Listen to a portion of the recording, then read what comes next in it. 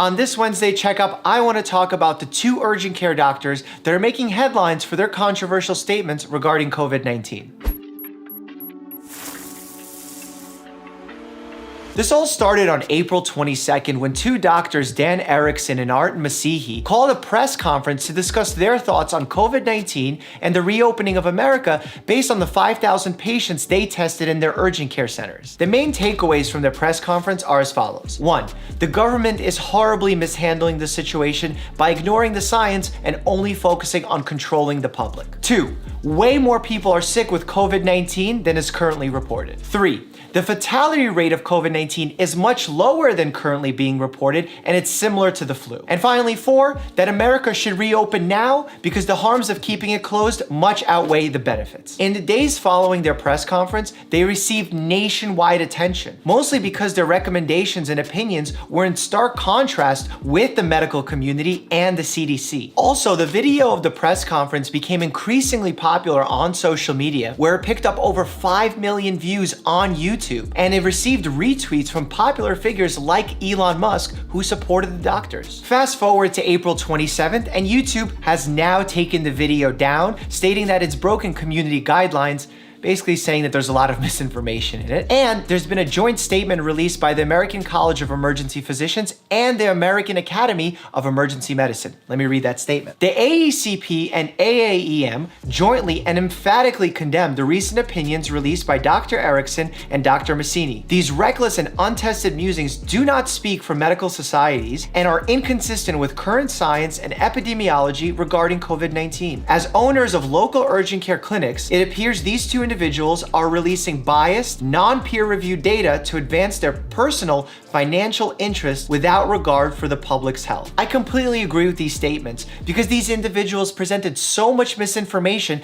that it's further going to confuse the general public. Let me explain why the information these doctors presented is just not scientifically accurate. Look, the fact that they tested 5,000 patients in their urgent care centers and 6% of them tested positive for COVID-19 makes a lot of sense, and it's actually probably accurate. But what's not accurate and what doesn't make sense is to then take 6%, that number, and assume that if you test all of New York State or all of California, then 6% of those people will also test positive. That's just not how statistics work. The people that go to an urgent care center are more likely to test positive because they're showing symptoms, because they likely had exposure to COVID-19. That's why they're there. In general, when you're testing a pre-selected population like that, you're gonna have higher numbers. It's like assuming that if you go to Southern California and gather the weather data, you can then extrapolate it and assume that the weather is the same in New York. And then, with the incorrect assumption that 6% of the general public must be COVID positive, they go on to calculate a fatality rate that's similar to the flu. Let me go ahead and explain to you how we calculate a death rate so it all makes sense. First, we take all the people who've died with COVID-19 and we divide that number by all the people who've been infected with COVID-19.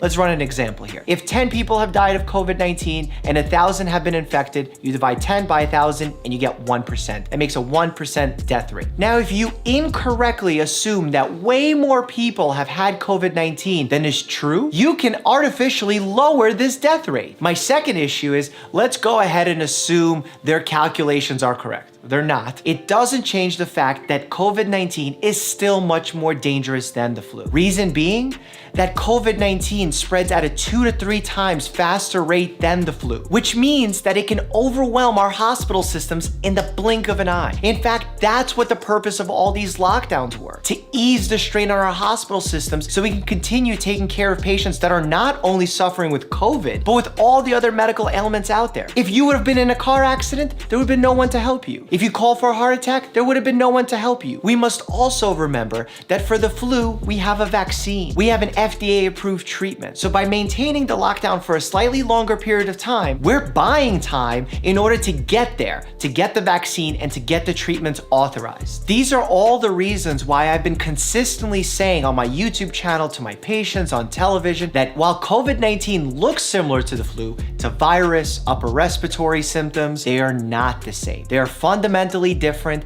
in that COVID-19 spreads so quickly and puts such a tremendous strain on our healthcare system that it can break it. In fact, I'd love for these emergency medicine physicians who are no longer working in emergency rooms to come to New York City and talk to the ER doctors that are working on the front lines to see how overwhelmed they were with this apparently mild virus during its peak. Let's move on to the topic of reopening America. These individuals are adamant about reopening America right now because they're talking about the negative consequences that are happening as a result of this lockdown. Social issues like domestic violence and child abuse, patients not being able to get care because they're worried about getting sick with COVID, routine procedures being rescheduled, economic harms. All of these negative consequences are very true, and we need to take them into consideration when we're weighing the benefits versus harms of a lockdown. The last thing we want to do is to rush to reopen America haphazardly and see a spike in the resurgence of COVID-19 cases, possibly destroying our healthcare system, potentially putting thousands if not millions of lives at risk because they might not be able to get care at a hospital. Look, we absolutely need to start taking steps in reopening America. If we continue this for much longer, there's going to be limited benefit and more harms being added on. But the way we do this is strategically. We open certain areas first and we continuously gather information to see what impact we're having on COVID-19 numbers. And then use that data to gradually reopen the country slowly, carefully, and most importantly, safely. At the end of the day, no one benefits from keeping America closed. In fact, this whole theory of politicians keeping America closed just to keep control over the general public is nonsensical. They're getting hurt by this too, and so are their families. If you're gonna be a public-facing medical professional that goes on to talk about COVID-19 and say that you're talking about science, at least do it accurately and keep the politics out of it. These doctors aren't the first to be spreading misinformation about COVID-19. So are politicians, and so is the media. Click here for those videos. And as always, stay happy and healthy.